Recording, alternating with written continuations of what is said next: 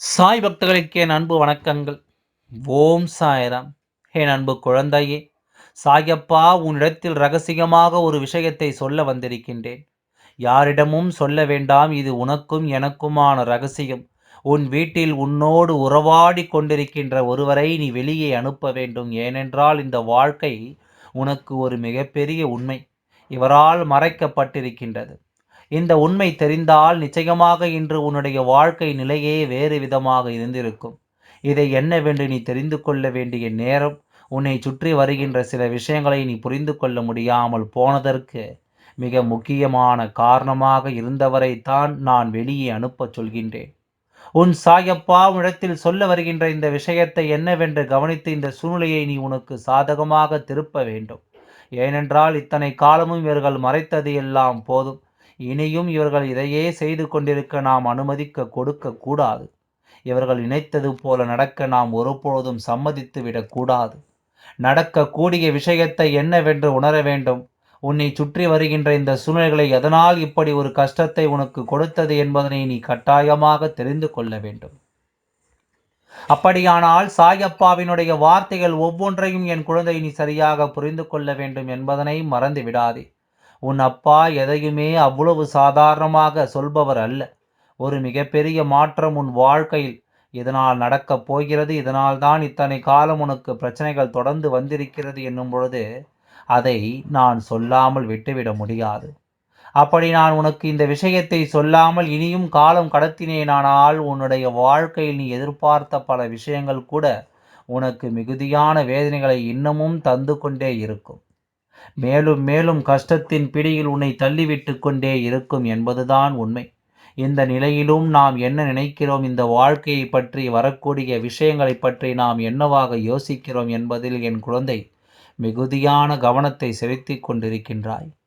நம்மோடு பழகுகின்ற எல்லோரையுமே நாம் தான் வெள்ளந்தியாக நினைத்து நம்புகிறோம். ஆனால் மனதிற்குள் சூட்சுமங்களை கொண்டு அடுத்தவர்களின் வாழ்க்கையில் எப்படி அழிக்க வேண்டும் என்ற எண்ணம் கொண்டு தான் இவர்கள் நம்மை தேடி வந்திருக்கிறார்கள் என்பது அவ்வளவு சுலபத்தில் உனக்கு புரிந்து விடுவதில்லை.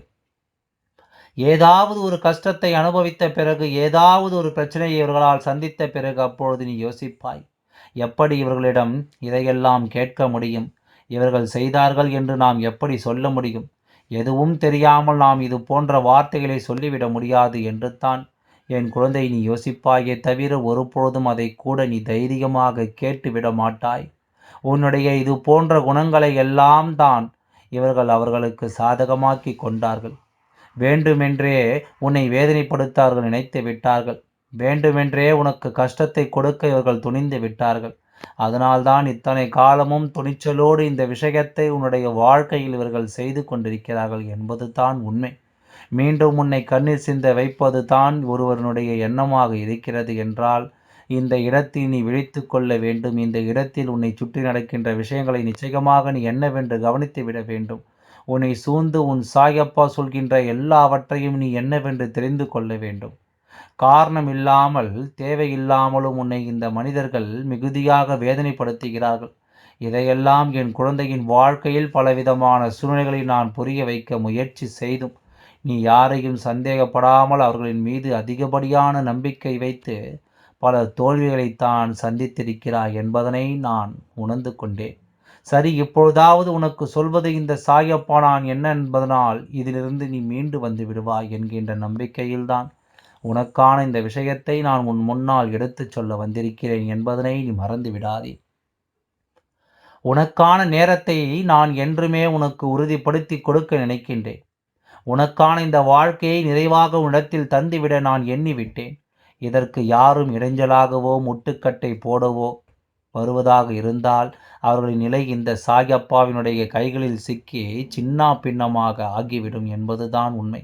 இப்படி ஒரு நிலையில், இப்படி ஒரு நேரத்தில் உன்னை நான் சந்திக்க வந்துவிட்ட பிறகு நிச்சயமாக உனக்கு நான் இந்த உண்மையை சொல்லிவிட வேண்டும்.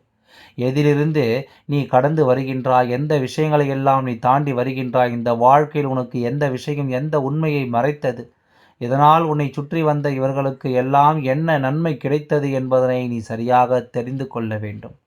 உன் சாயப்பா உன் முன்னால் நிற்கின்ற இந்த நேரங்களை நீ இனியாவது உனக்கு சாதகமாக பயன்படுத்தி கொள்கிறாய். ஆனால் நிச்சயமாக இன்றே இந்த உண்மை என்னவென்று நீ தெரிந்து கொண்டு விடுவாய். உனக்கு இந்த சாயப்பா இன்று சொல்ல வந்திருக்கின்ற உண்மை நிச்சயமாக இத்தனை காலமும் நீ உணராத ஒரு உண்மை. உன்னை பற்றி உனக்கே தெரியாத ஒரு உண்மை. இந்த வாழ்க்கையில் நின்று உன்னை காயப்படுத்த இவர்கள் பயன்படுத்தி கொண்ட ஒரு உண்மை. நான் சொல்வதை என்னவென்று நீ செவி கொடுத்து கேட்டால் நிச்சயமாக இன்று உன்னை சுற்றி நடக்கின்ற இந்த விஷயங்கள் அத்தனையிலும் உனக்கான தெளிவு நிச்சயமாக உறுதியாக கிடைத்துவிடும். என்னுடைய அன்பினால் நீ பெறுகின்ற ஒவ்வொரு விஷயங்களும் இந்த வாழ்க்கையில் உனக்கான மாற்றத்தை உருவாக்கி தரும் என்பதனை நீ மறந்துவிடக்கூடாது.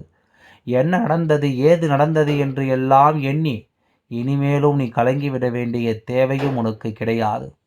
உனக்கான பேரதிர்ஷ்டத்தை எல்லாம் நான் உன் கண்முன்னால் கொண்டு வந்து நிறுத்த துணிகிறேன் என்றால் நிச்சயமாக இந்த வாழ்க்கை உனக்கு மேலும் மேலும் பல நன்மைகளையும் பல நம்பிக்கைகளையும் உனக்கு கொடுக்க துணிந்திருக்கிறது என்று தானே அர்த்தம். மேலும் உனக்கான வெற்றியை உன் வசமாக்கி கொடுக்க தயாராகி விட்டது என்று தானே அர்த்தம். இந்த நிலையை இனி ஒருபொழுதும் நீ தவிர்க்க வேண்டாம். இந்த சூழ்நிலைகளை ஒருபொழுதும் எண்ணி நீ வருந்த வேண்டாம்.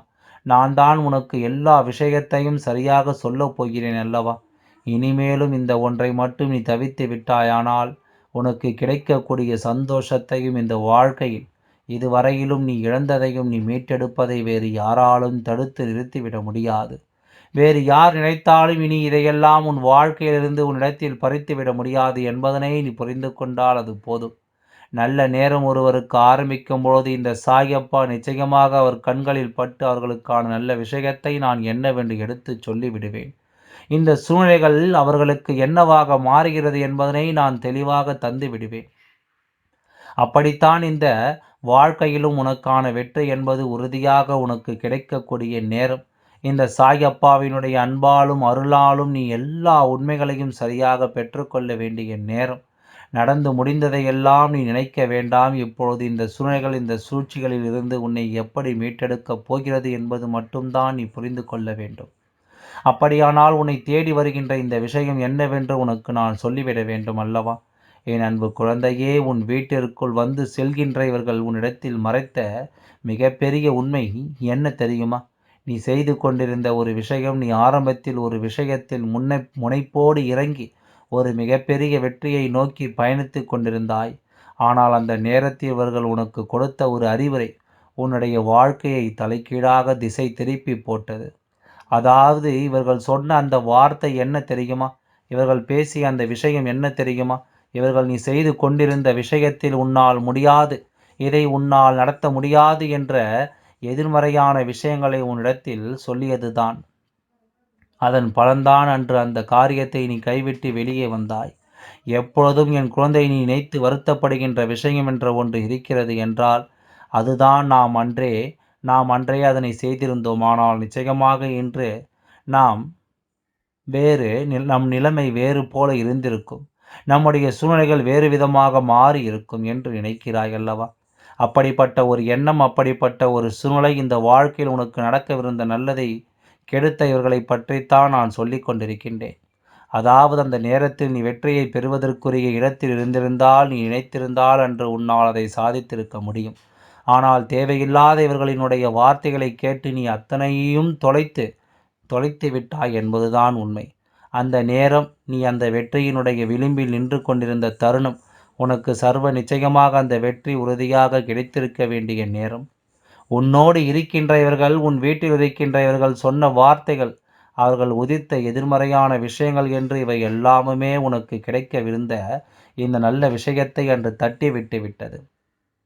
யாரிடத்திலும் எந்த ஒரு அறிவுரைகளையும் நீ கேட்காமல் இருந்திருந்தால் அன்று உனக்கு மிகப்பெரிய வெற்றி இதை இந்த வாழ்க்கை கொடுத்திருக்கும். இப்பொழுது இதற்காக வருந்தி எந்த பலனும் இல்லை. உன்னுடைய வாழ்க்கையில் மறைந்து கிடைக்கின்ற மிகப்பெரிய உண்மை இதுதானே. உன்னுடைய வெற்றியை அன்று உனக்கு கிடைக்க விடாமல் செய்தது உன்னோடு இருந்த அறிவுரை வழங்குகிறேன் என்ற பெயரில் உன்னை வழிநடத்துவதாக சொல்லி உன் வாழ்க்கையை இந்த நிலைக்கு கொண்டு வந்தவர்கள் தானே.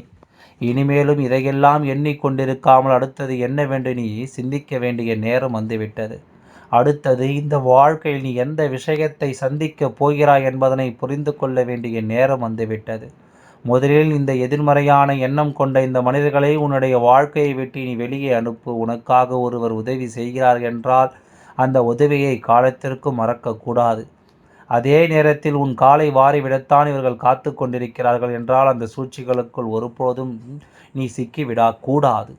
சுயநலமான மனிதர்கள் நிறைந்த உலகம் தன்னுடைய சுயநலத்திற்காக யாரையும் எந்த நிலைக்கும் கொண்டு வந்து விடலாம் என்று நினைக்கலாம்.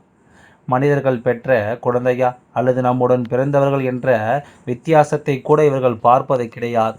யாரால் தனக்கு நல்லது நடக்குமோ அவர்களை மட்டுமே தன் கைக்குள் வைத்திருக்க நினைக்கிறார்கள். உண்மையாகவே கஷ்டப்படுகின்ற ஒரு குழந்தையை தூக்கி நிறுத்த ஒரு பெற்றோரால் முடியவில்லை என்றால் அவர்கள் அந்த குழந்தையை பெற்றிருக்க வேண்டிய அவசியமே அங்கு கிடையாது. தான் பெற்ற குழந்தைகளுக்குத்தான் பொறுப்பு. அவர்களின் வாழ்க்கையை நல்வழிப்படுத்த வேண்டியது அவர்களை பெற்றவர்களுடைய கடமை. ஏனென்றால் இந்த குழந்தைகள் யாரும் தான் இந்த உலகத்திற்கு வர வேண்டும் என்று சொல்லவில்லை. அவர்கள் இந்த உலகத்திற்கு கொண்டு வந்தவர்கள். அதற்கான முழுமையான பொறுப்பையும் ஏற்றுக்கொள்ள வேண்டும். அவர்களை ஒருமித்த கருத்தோடு அவர்களை நல்ல வழியில் பார்த்து அவர்களை வழி அனுப்ப வேண்டும். அதுதான் உனக்கு சிறந்த ஒரு ஊக்கத்தொகையாக இருக்கும்.